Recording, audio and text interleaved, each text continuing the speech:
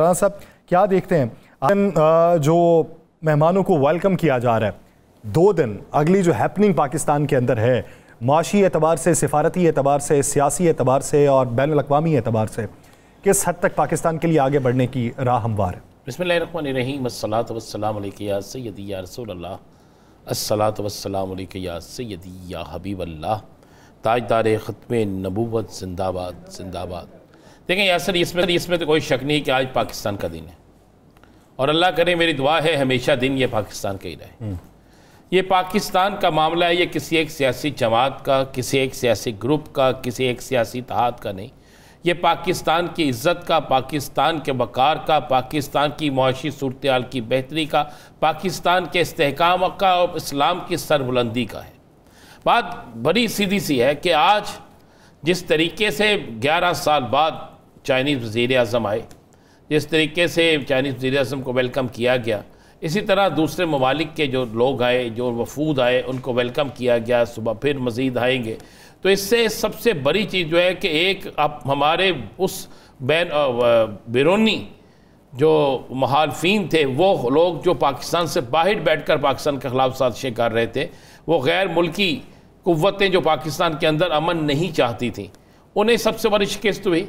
और दूसरा इस बात का इकरार हुआ कि पाकिस्तान ही वाकई एक इस्लामी कुव्वत है, पाकिस्तान ही एक ऐसा मुल्क है जहाँ पर अमन भी है और जहाँ पर ये शंघाई कॉन्फ्रेंस का इनेकाद सिर्फ एक इनेकाद नहीं है, बल्कि ये पाकिस्तान के लिए आने वाले दिनों में एक संगे मील साबित होगा और ये ऐसा होगा कि जिसकी इंतहा कोई नहीं है। इंशाल्लाह रोज़गार के दरवाजे भी खुलेंगे, मुआशी इस्तेहकाम भी होगा, पाकिस्तान में बड़ी इन्वेस्टमेंट भी आएगी और यह क्रेडिट पाकिस्तान का होगा और पाकिस्तान सबसे पहले और पाकिस्तान सबसे आगे है। इससे बढ़ के ना कोई चीज़ हो सकती है, ना कोई चीज़ है। बाकी सियासी जमातें अपने सियासी इख्तलाफात करती रहे, जो मर्जी हो, लेकिन पाकिस्तान के मामले में सबको एक होना चाहिए और सबसे पहले पाकिस्तान।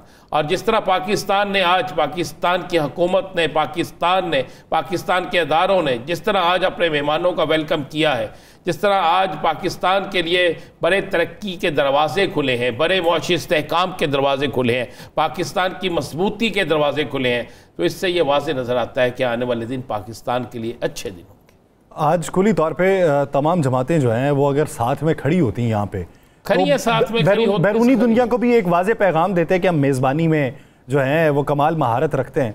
लेकिन बात वही है राना साहब कि आपसी कुदूरतें जो हैं वो किसी और वक्त पे रखनी चाहिए और इस मौके के ऊपर जो बैरूनी दुनिया के लोग आ रहे हैं उनको वेलकम तो किया जाना चाहिए। सऊदी अरब के हवाले से आपकी राय क्या है कि सऊदी अरब की जो सरमायाकारी पाकिस्तान में आ रही है, जो नए प्रोजेक्ट्स खुल रहे हैं, सुनने में आ रहा है कि आराम को भी जो है वो कंपनी पाकिस्तान में आएगी, जो ऑयल एंड गैस की कंपनी है, लेकिन वो जो मशहूर रेस्टोरेंट है सऊदी अरब का अलबैक, उसके आने की खुशी। और मैं सोशल मीडिया के ऊपर देख रहा था जिस तरीके से लोग जो हैं वो उसकी उम्मीद लगाए बैठे हैं, पूछ रहे हैं कि किस शहर में सबसे पहले आएगा, चेन की फ्रेंचाइज मिल सकती है। आपको इसमें एक बड़ी मजे की और ये एक वाकया सुनाऊं आपको इसमें। जी जी। हम सऊदी अरब गए हुए थे तो हमारे साथ एक ज़ईफ़ औरत भी थी। ये मैं आपको 10 साल पुराना वाकया। अच्छा।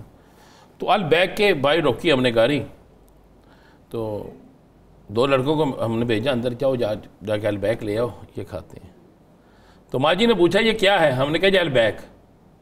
अलबैक का सुन रहे, हमने कहा जी अलबैक। उन्होंने उसकी तरफ हाथ करके दुआ मांगनी शुरू कर दुआ के बारे हुए। तो मैं कहा माँ जी ये क्या किया? कहते ना, मैं कहा अभी कोई पकी पूरी पाक जी जगह ये ऐसे सारी मदीना शरीफ में एक एक जगह पाक है।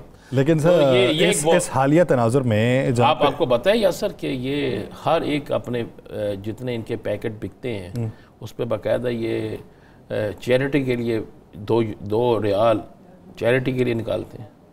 अच्छा जी। हाँ बिल्कुल। ये पहले 1 रियाल होता था, अब ये 2 रियाल। मसलन अगर इनका एक पैक बिका है, एक डब्बा बिका है, 10 रियाल का, 10 रियाल का है, 12 रियाल का है, 15 रियाल का है, 20 रियाल का है, मुख्तलिफ चीज़ें हैं ना।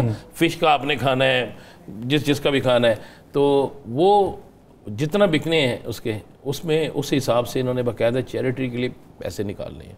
लेकिन इसका हमें बतौर मुस्लिम उम्मा क्या फ़ायदा है सर कि इस वक्त लोगों को खुशी इस बात की है कि ये जो वो ब्रांड्स जिसका बायकॉट कर करके या कुछ लोग फिर नहीं कर पाते कि कोई गेस्ट आए हैं तो उनको वो सर्व करना पड़ता है, ये मुख्तलिफ ब्रांड्स जो पाकिस्तान के अंदर हैं कि इसराइल की मसनूआत की बाइकआउट करें, मुस्लिम ब्रांड आ रहा है, तो उस पर मुस्लिम ब्रांड जो आएगा तो फिर ये दूसरों का कारोबार किस हद तक बंद होगा?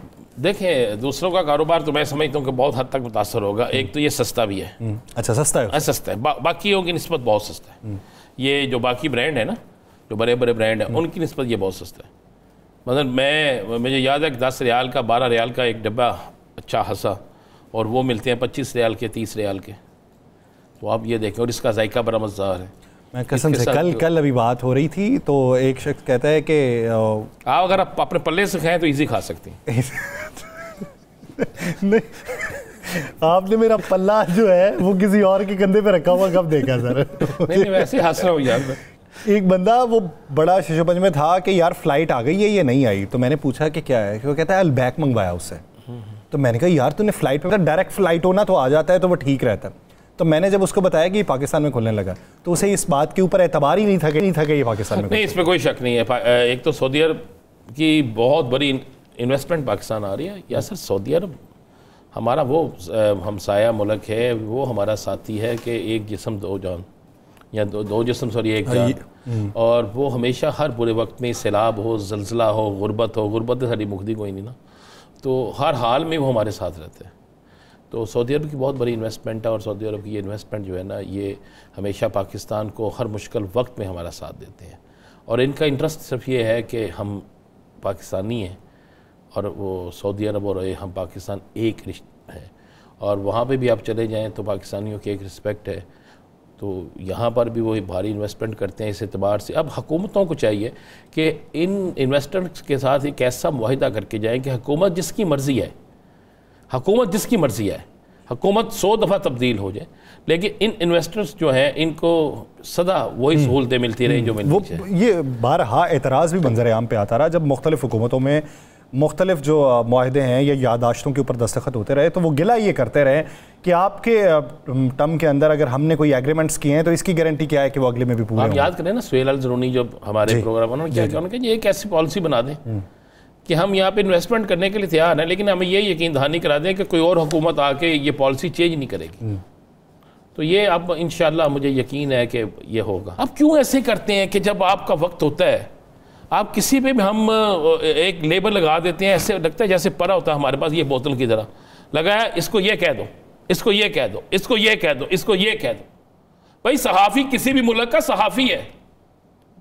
अगर आप इंटरव्यू देते हैं, हाँ आप पाकिस्तान के मुखालिफ बात कर रहे हैं, तो आपके साथ सख्त तरीन होना चाहिए, फिर कोई मुकदमा नहीं चलना चाहिए, फिर कोई समाअत नहीं होना चाहिए। ये सबूत है, ये आपकी वॉइस है, इसको चेक कराएं, वाकई आपकी वॉइस है तो फिर सख्त तरीन इक़दाम करें।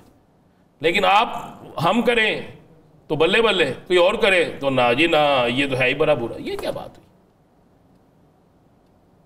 मैंने इसलिए आपसे पूछा, मुझे इल्म नहीं है ना, मैं कहता हूँ अक्सर आपसे सीखता हूँ कि शायद ये पाकिस्तान की, ये आप अपने सीखने के चक्कर में मेरा सीखा सिखाया खराब कर देंगे। नहीं यार, मैं क्या शायद पाकिस्तान की वो हैं, जर्नलिस्ट हैं। नहीं सर। अच्छा, इस SCO समिट के बाद आप क्या समझते हैं कि वो एक तातुल जो चाइना के साथ हमारे रवाबित में था या माशी मंजरनामे में था, इंशाल्लाह बढ़ता रहेगा। लोगों ने चाइना के साथ हमारे तल्लुकात को ख़राब करने के लिए हमारे हमसाया मुल्क ने क्या नहीं किया। सबूत मिले रहा के, सबूत मिले के रहा के सहूलतकार यहाँ पे क्या करते हैं, क्या नहीं हुआ, कितने लोगों को शहीद नहीं किया गया, कितने लोगों की जान नहीं ली गई, पाकिस्तान और चाइना के दरमियान नफरत पैदा करने की कितनी कोशिश नहीं की गई। लेकिन पाकिस्तान भी कायम है, चाइना भी कायम है, चाइना को भी पता है कि कौन कर रहा है। अब आप समझते हैं कि साइड लाइन पे ऐसा कोई गिला इंडिया से किया जाएगा या फिर SCO समिट को लेके वो सिर्फ मेजबानी के ख्याल है गाराए मेहमान से गिले होते नहीं, गाराए मेहमान से गिले होते नहीं, तो उन्होंने गिले मन लेने नसीकार भी देते थे, गाराए मेहमान से गिले होते नहीं। हाँ, इसमें ये आप जरूर कहें कि ये क्यों हो रहा है। ओवरऑल बात है, भारत की पाकिस्तान में बात तो नहीं है, कनाडा में उनके पे है, इंग्लैंड में उन पे है, अमेरिका में उन पे है, मलेशिया में उन पे है। कनाडा से तो उन्होंने अपना वो आज एम्बेसडर वापस बुला लिया, ठीक है ना। किस जगह से नहीं है, किस जगह से नहीं है। तो ओवरऑल एक बात करनी चाहिए कि ये क्या हो रहा है।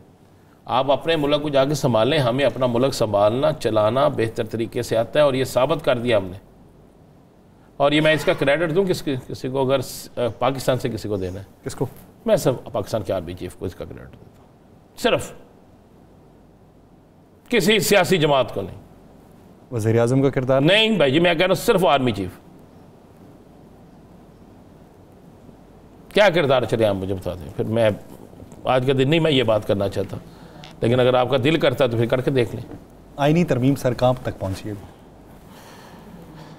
आईनी तरमीम जो है, मेरे पास जो इन्फॉर्मेशन है, ये जो मौलाना साहब को ऑफ़र दे रहे हैं, जो ये कह रहे हैं मना लेंगे, और मौलाना साहब ये आईनी बेंच पे मान जाएंगे और ये कहेंगे कि जनाब आप चीफ जस्टिस का इंतखाब जो है वो 5 लोगों में करें। 5 में? 5 में। जो 3 वाला है ना वो भी इन्हें सूट नहीं करता। यानी वो तो अभी 3 पे अग्री है या नहीं है वो अलग बात, वो 5 पे फार्मूला तब्दील कर दी। जी मैं बता रहा हूँ आपको, वो 5 पे फार्मूला को लेके जाएंगे। अब 3 पे जो आते हैं जस्टिस मंसूर अली शाह साहब, जस्टिस मुनीब अख्तर साहब, हाँ जी, यहया अफरीदी साहब, हाँ जी, ये 3 ही। आप उनके बाद फिर अमीनुद्दीन खान साहब। मैं आप किस तरह हो सकता है कि आप जस्टिस मंसूर साहब को कह दें जी इनको नहीं बनाना, फिर आप कह दें जी जस्टिस मुनीब को भी नहीं बनाना, फिर आप तीसरे नाम पे चले जाएं, ये मुमकिन नहीं है ना। और अगर आप चले भी जाते हैं, अगर कह दें कि उनको भी नहीं बनाना, फिर आप 5 पे जाते हैं, क्योंकि उनको माइनस जजेस कमेटी से भी उनको माइनस मिना करके एतराज़ ही उन्होंने ये उठाया था ना कि अगर आपने जस्टिस मुनीब अख्तर को साइडलाइन करना ही था, जस्टिस मंसूर ने यही एतराज़ उठाया था कि उनको करना था, तो आपने जस्टिस यहया अफरीदी को भी बाईपास करके जस्टिस अमीनुद्दीन खान साहब को रखा। फिर ये आगे चले जाएंगे तो आप क्या समझेंगे? खामोशी रहेगी। इतना बड़ा सकूत टूटेगा कि आप सोच नहीं सकते। और मैं आपको खबर दे दूं, 17 तारीख से लेकर 25 तारीख तक तरमीम आती है नहीं आती? 17 से 25 8 दिन। ये 8 दिन ना समझें, ये 9 दिन बनते हैं। 17 को भी इंक्लूड डालें ना। ठीक, ये 9 दिन इतने अहम दिन होंगे कि आपको हर एक रोज धमाका खेज खबर मिलेगी। धमाका खेज खबर, स्लो खबर भी नहीं होगी, T10 भी नहीं होगा, T5 होगा, और इतना तेज होगा आप सोच नहीं सकते। उसके बाद एक ये बड़े अहम तरीन ज़राए इस बात की बैत का इंकिशाफ कर रहे हैं कि होश हुकूमत ये भी कर सकती है कि पूरे मसवदे की मंजूरी दे और मसवदे की शिकवार मसवदे को ना भरा जाए। अगर पार्लियामेंट का इजलास हो जाता है और उसमें आती है चीज़ में एक बार, और वह कहें जी ये है दिया आपको, सबको यही कहा, जिस तरह आपको मुझे ये 4 कागज़ देते थे अक्सर, बाद में पता चलता अगले दिन दे सन